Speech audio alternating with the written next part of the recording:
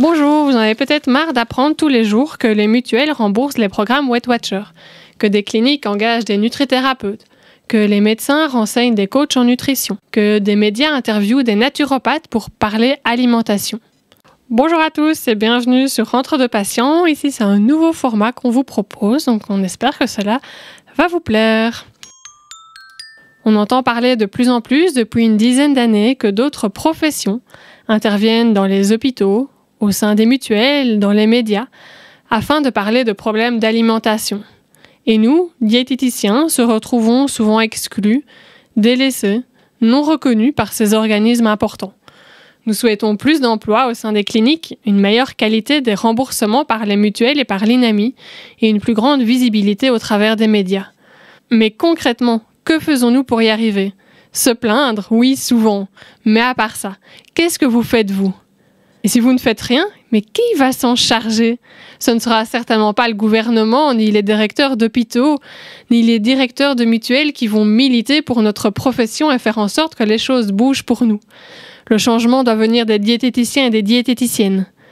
Mais heureusement, nous pouvons compter sur quelques diététiciens militants pour porter à bout de bras tous ces projets.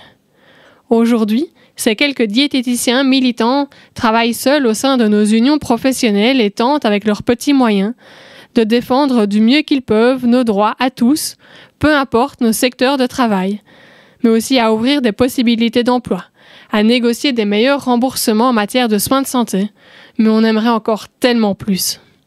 Et donc, que pouvons-nous faire pour les aider ? C'est tout simple, en s'affiliant à son union professionnelle de diététiciens. Et si vous en avez l'envie, les unions professionnelles permettent que l'on se serre les coudes entre collègues, que l'on se rassemble, que l'on se parle. C'est fini de rester chacun dans son coin à se plaindre. Peu importe le domaine où on exerce, l'endroit où on a été formé, ses convictions en matière de diététique, il faut se voir, se parler, se rencontrer, échanger, mettre en place des actions concrètes, travailler pour pérenniser notre métier, le valoriser auprès des autorités, promouvoir la création d'emplois et favoriser la confiance des diététiciens indépendants auprès du grand public.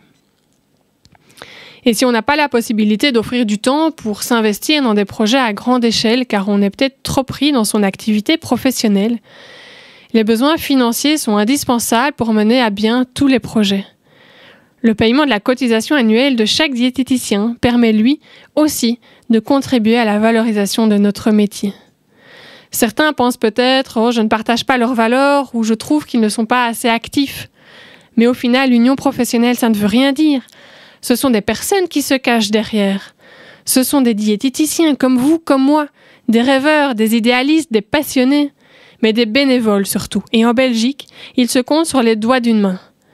Ils essayent avec le temps et les moyens qu'ils ont d'aider les diététiciens, dont notamment les indépendants, à leur mettre à disposition des outils et des contacts pour garantir notre formation continue, de créer des réseaux de diététiciens, notamment par le biais des GD, d'intervenir au niveau des plaintes, de relayer et de chercher des opportunités d'emploi, de créer des partenariats avec les médias et les mutuelles, mais aussi de traiter des dossiers qui nous sont totalement éloignés de notre réalité d'indépendants, mais qui sont fondamentaux pour notre profession.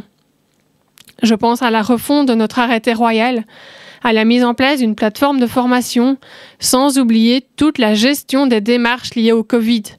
En Belgique, n'oubliez pas que c'est grâce à eux qu'on a pu réouvrir nos cabinets aussi rapidement.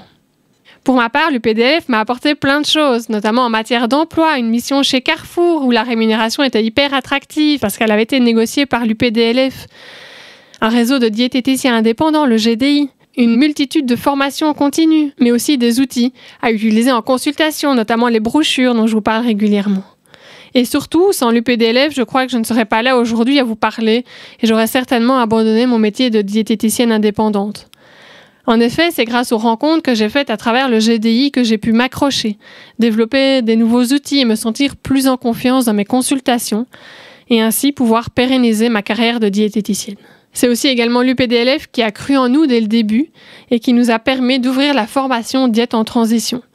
C'est ainsi grâce à eux que nous avons pu déjà former près d'une centaine de diététiciens indépendants en 2020. Au final, ne vous laissez pas influencer par les on-dit. Si vous avez eu des mauvais échos, renseignez-vous. Contactez les personnes référentes. Montrez que vous avez vous aussi envie d'apporter du positif à la profession. Et pour cela, inscrivez-vous à votre union professionnelle dès aujourd'hui. Je vous mets les liens des différentes unions professionnelles en commentaire de cette vidéo.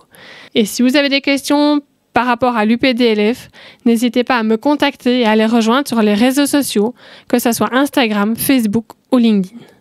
Merci pour votre attention et à bientôt entre deux passions.